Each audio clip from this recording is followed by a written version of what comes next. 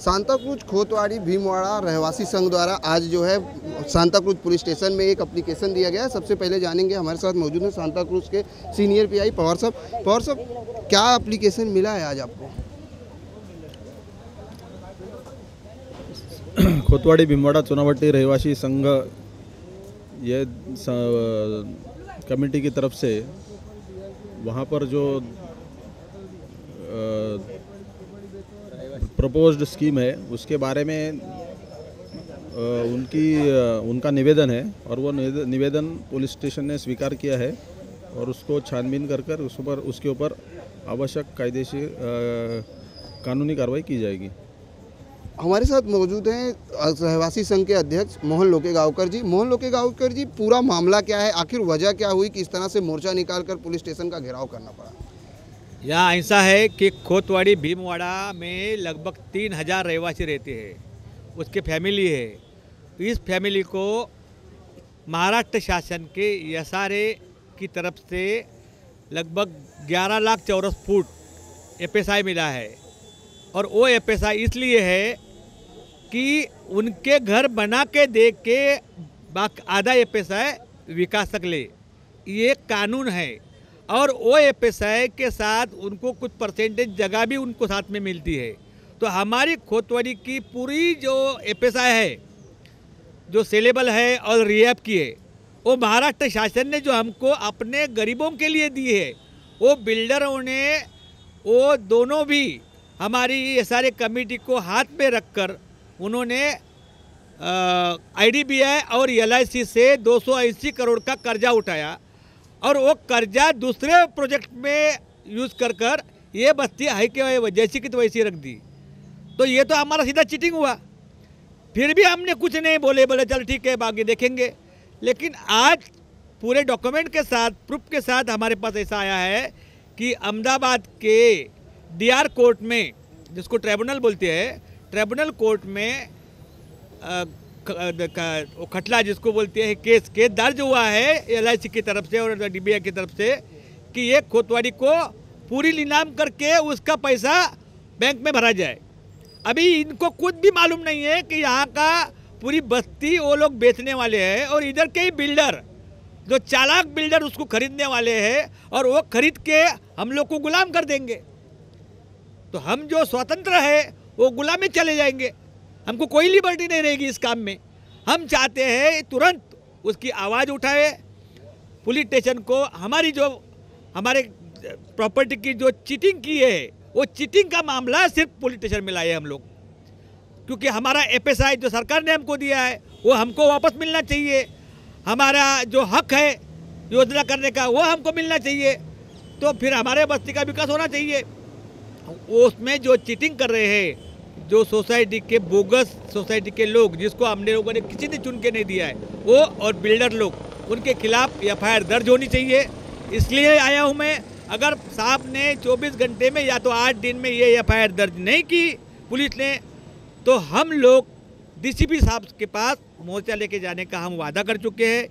इसके बाद हम लोग अहमदाबाद कोर्ट में जाके यही एफआईआर अगर वक्त पे लॉज होता है तो हम यही एफआईआर लेके कोर्ट में चले जाएंगे और कोर्ट को बताएंगे कि हम लोगों ने कोई रिजोल्यूशन आपको दिया नहीं है और वो रिजोल्यूशन नहीं देने की वजह से हमारा प्रॉपर्टी बेचने का कोई हक नहीं आता है। अगर वो अहमदाबाद कोर्ट सुने नहीं तो हम हाई कोर्ट में चले जाएंगे और न्याय की लड़ाई लड़ेंगे। लोकेगांवकर साहब, आखिर पता कब चला कि आपके साथ इस तरह से चीट हुई और ये पूरा मामला कब का है, कब इस तरह से हुआ था? सोसाइटी के जो बोगस लोग थे, कब एनओसी देने की जो बात आई, ये पूरा मामला कब का था? ये 2007 के साथ बात है। 2002 में ऐसा हुआ था कि एसआरए कमेटी टेम्परेरी बनाई गई।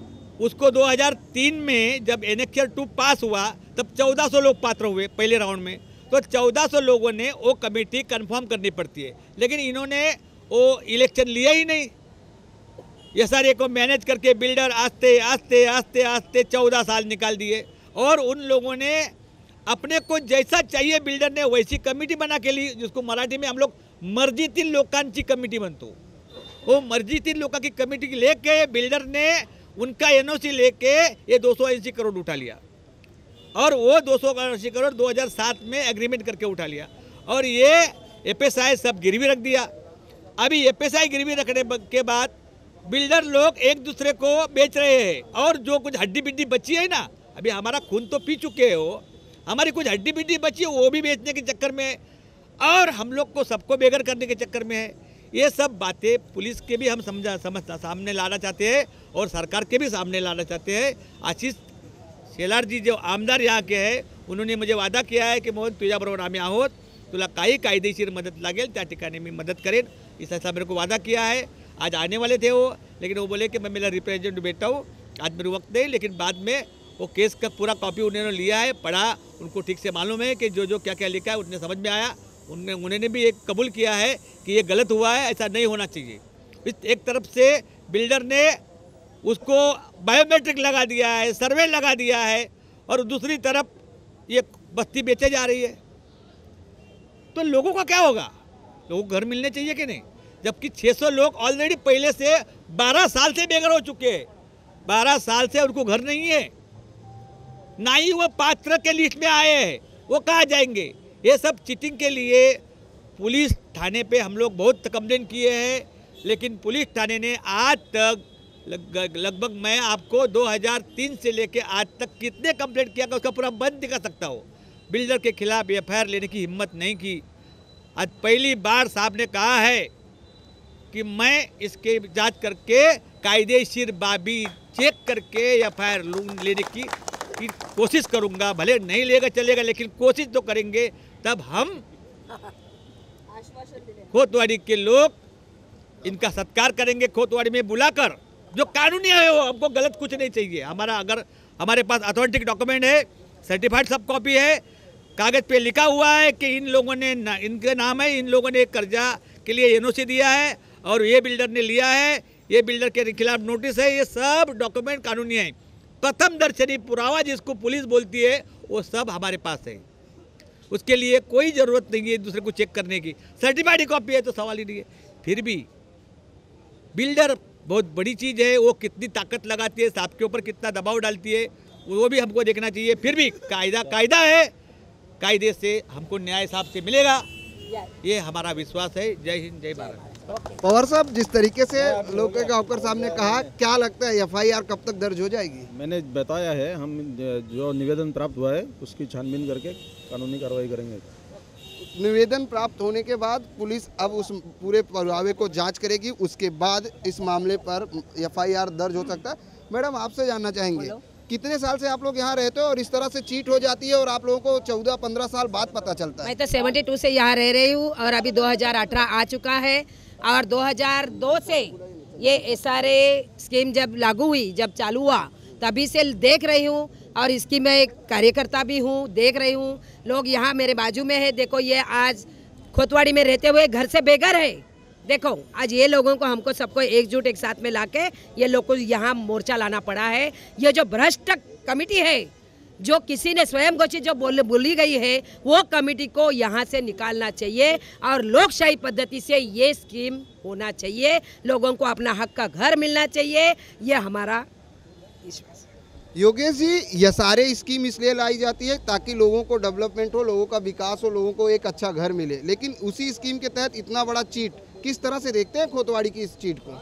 मैं इस बारे में इतना कहना चाहूँगा कि ये सारी स्कीम जो सरकार ने लाई थी कि गरीब लोगों को घर मिल सके, उनको आशियाना मिल सके, पर आज के समय में जो भी बिल्डर आ रहे हैं वो क्या कर रहे हैं, इस सारे को अपनी तलवार समझ के जो गरीबों पर वार कर रहे हैं और गरीबों का जो घर है उनसे छीना जा रहा है। यहाँ पे जो धांधली हो रही है, ये बिल्डरों की मिली भगत के द्वारा लोगों को अनजान में संज्ञान में लड़ लेते हुए सिर्फ अपने फ़ायदे के लिए लोगों को यूज किया गया। कमेटी के कुछ मेंबरों को जो कि बनाया गया था, और भीमवाड़ा खोतवाड़ी भीमवाड़ा वसाहत के जो लोग हैं वो हमेशा इस लड़ाई के लिए लड़ रहे हैं, जिसमें मोहन लोके गांवकर जी का एक अच्छा सहयोग हुआ है। और इनके द्वारा ही मैं तो कहूँगा कि 2012 से लेके अब तक अगर यहाँ पे आशियाना में जो लोग हैं वो इनकी बदौलत है, मैं स्पष्ट कहूँगा। और मैं कहना चाहूँगा कि आज के डेट में जो भी यहाँ पे गड़बड़ी या धांधली हो रही है उसको लोगों को संज्ञान में लेते हुए जो इस पर उचित कार्रवाई हो वो होनी चाहिए, और सबको जो उसका आशियाना है गरीबों को मिलना चाहिए। और मैं ये भी रिक्वेस्ट करूँगा कि हमारे जो सीनियर शांतनु पवार जी हैं, जो इन्होंने मोहन लोके गांवकर जी ने उनको निवेदन दिया है, उस पर ध्यान देते हुए उचित कार्रवाई करें और यहाँ के लोगों के पक्ष में अपना निष्पक्ष कार्रवाई करे। जो भी दोषी हो उसको सजा मिलनी चाहिए। हमारे साथ मौजूद है बीजेपी के महामंत्री चंदानी साहब। चंदानी साहब, एक तरफ तो सरकार सबका साथ सबका विकास का नारा देती है और दूसरी तरफ जहाँ अच्छे दिन की बात कही जाती है, और झोपड़पट्टी पुनर्विकास स्कीम के तहत इतना बड़ा घोटाला किस तरह से देखते हैं? वही इसी के कारण आज हमने मोहन जी को भी सपोर्ट किया है। सबका साथ सबका विकास के अंतर्गत ही जिसका उधर पे एक उचित घर है उसको घर मिलना ही चाहिए और वहीं मिलना चाहिए। ये भी नहीं है कि यहाँ से उठा के किधर और डाल दिया, वो भी नहीं। जो यहाँ खोतवाड़ी में रहता है उसको खोतवाड़ी में उसका हक का घर मिलना चाहिए। ये लड़ाई बिल्कुल सही है। आज दिन तक जो हो रहा है वो गलत हो रहा था वहाँ पर। इसके लिए हमने भी कभी ये स्कीम को सपोर्ट इसी के कारण नहीं किया है और यही बात बार बार किया है कि आज भी 300 फैमिली जो भाड़ा के इसके पहले भाड़ा मिला बाहर हैं, आज उनको भाड़ा नहीं मिल रहा है। 6-6 महीना 1-1 बरस भाड़ा नहीं मिल रहा है और कभी 2 महीना 3 महीने का भाड़ा मिलता है और उसी के जगह पे कमेटी को अपना हिस्से का बराबर से मिल रहा है। जो ये भी तकलीफ वाली बात है जो सुनाई देता है कि कमेटी की पगार आ गई। अभी खोतवाड़ी में ये भी चल रही है कि क्या कमेटी बिल्डर की पगार के ऊपर चल रहा है? ये स्कीम में जो है सबसे ऊपर रहता है वो कमेटी ही रहता है। कमेटी के आदेश के अनुसार बिल्डर काम करना चाहिए, यहाँ पर उल्टा हो रहा है। मैं वही चाहता हूँ कि कम से कम यहाँ पर अभी सबकी आंखें खुले, एक बार बराबर से ट्रांसपेरेंसी से जिसको हक मिलना चाहिए उसका वो हक जरूर से सरकार दे। हम लोगों का साथ हमेशा रहेगा, अन्याय के खिलाफ रहेगा, न्याय के पक्ष में रहेगा। धन्यवाद। आपके माननीय यहाँ के आमदार जो है आशीष सिलार जी हैं, आपकी पार्टी की नगर सेविका हैं, जहाँ ये लोग रहते हैं नगर सेवक हैं, उन लोगों का कैसा सपोर्ट रहेगा इस आम जनता को? अभी उनका भी सपोर्ट रहेगा क्योंकि उन्होंने भी यही बात किया है कि अन्याय नहीं होने देंगे। जो कुछ उचित कार्रवाई अभी होनी है वो होके रहेगी। 2019 के पहले इसका निर्णय हो जाएगा। 2019 के पहले निर्णय हो जाएगा। शायद खोतवाड़ी के जो भीमवाड़ा के लोग हैं इनको शायद इनके हक की जो घर है वो इनको मिल जाएगा। मैडम, यहाँ कहाँ रहती हैं आप? मैं खोतवाड़ी में रहती थी। मेरा नाम स्नेहलता अरविंद श्रीवास्तव है। सबसे पहले मैं श्री माननीय निर्मल सिंह जी का, श्री लोके गांवकर साहब का, योगेश जी का, शशांक जी का और ऐसे हमारे जो माननीय इधर उपस्थित हैं उन लोगों का आभार प्रकट करती हूँ, जिनकी वजह से हमको आज ये मालूम पड़ा कि हमारी खुद की ज़मीन नीलाम हो गई और हम बिल्डर के थ्रू अपना रूम खाली करके रोड पे बैठे। हमारी कोई सुनवाई नहीं। हम आम पब्लिक को तो यही नहीं मालूम कि बिल्डर और कमेटी के लोग मिलकर कर क्या रहे हैं। इसके लिए मैं एक बार फिर लोके गांवकर साहब का धन्यवाद देती हूँ। मैं वहाँ 20-25 साल से रह रही थी। बिल्डर ने मेरे को 2 रूम देने का वायदा करके मेरा रूम खाली कराया, उसके बाद भूल गए। 6 मंथ 1 ईयर के अंदर रूम देने वाले थे। आज मैं 15 साल से बैठी हूँ। मेरा पूरा घर एक करके ख़त्म हो गया। मेरा आदमी ख़त्म हो गया, मेरा बड़ा लड़का ख़त्म हो गया। कोई सुनवाई नहीं है भाई साहब हम लोगों की, आम पब्लिक की नहीं। और उल्टा सब लीगल प्रूफ होने के बाद भी हम पात्र नहीं है, हमारा अनेक्सर में नाम नहीं है, हम ये भुगत रहे हैं। लोके गांवकर साहब क्या कहना चाहेंगे? इसका कारण ये है कि यहाँ 2002 में एसआर स्कीम आई। वो एसआर स्कीम कानून से जो एनेक्सर 2 बनता है उसके अंदर बिल्डर ने बोगस लोग डाल दिए, सोसाइटी ने बोगस लोग डाल दिए। बिल्डर ने अपने को चाहिए वो लोगों को कमेटी में लिया, जो भ्रष्टाचार करने में माहिर लोग हैं उन लोगों को साथ में लिया, उनकी 13 लोग की कमेटी बनाई। बोगस लोग अंदर जाने से एनेक्सर 2 कैंसिल हो गया। अभी एनेक्सर 2 कैंसिल होने से कमेटी चालू ही रखी गई, उसके ऊपर लोन निकाला गया, लेकिन उसके साथ जो 1400 लोग पात्र थे उनको सभासद नहीं किया गया कमेटी का। कानून ऐसा है जो लोग पात्र सदस्य है वो एसआरए कमेटी के सभासद होते हैं। वो हर 3 महीने बाद एसआरए के सर्कुलर 57 और 59 के हिसाब कानून से वो हर 3 महीने में जो जनता पात्र है और जो बेघर हो गई है उनको मीटिंग में आके अपनी समस्या बोलनी है। यहाँ ऐसी कोई लोकशाही नहीं बन रही है, ना पुलिस पूछ रही है। शायद अगर नीलामी की नोटिस नहीं लगती तो शायद आज भी लोग नहीं जागते। लोगों को मालूम ही नहीं क्या है, इनको ये सारे समझने को और 5-10 साल चले जाएंगे। लेकिन ये लोग, मैं चाहता हूँ, मैं इसलिए यही चाहता हूँ कि इन लोग जो गरीब है ये आज इनको मालूम नहीं पड़ रहा है कि इसके अंदर क्या ताकत है आज आए। ये लोग भविष्य में कभी बम्बई में घर भी खरीद नहीं सकते हैं। है वो घर बचाएंगे तो ही इनका जीवन है वो घर बचाना है, उसके लिए लड़ना है, कुछ भी होए लेकिन हक के लिए लढो और अपना घर आहे त्याच ठिकाणी विकास झाला पाहिजे, यही हमारी मांग है। बिल्कुल, विकास वहीं होना चाहिए जहां इनका घर है और अपने हक की लड़ाई के लिए आगे आना बहुत बड़ी बात होती है, क्योंकि तिनका तिनका बुन के लोग घर बनाते और वही घर आज इनके लिए संकट बना हुआ, क्योंकि नीलामी की जो नोटिस लगी उसके बाद शायद कोतवाड़ी भीमवाड़ा के लोगों को पता चला कि उनका ही घर, उनकी ही ज़मीन कोई अलग नीलाम कर रहा है, कोई अलग बेच दे रहा है और इनको पता भी नहीं चलता। कैमरामैन देवानंद सिंह के साथ प्रदीप शर्मा, N24 न्यूज़, मुंबई।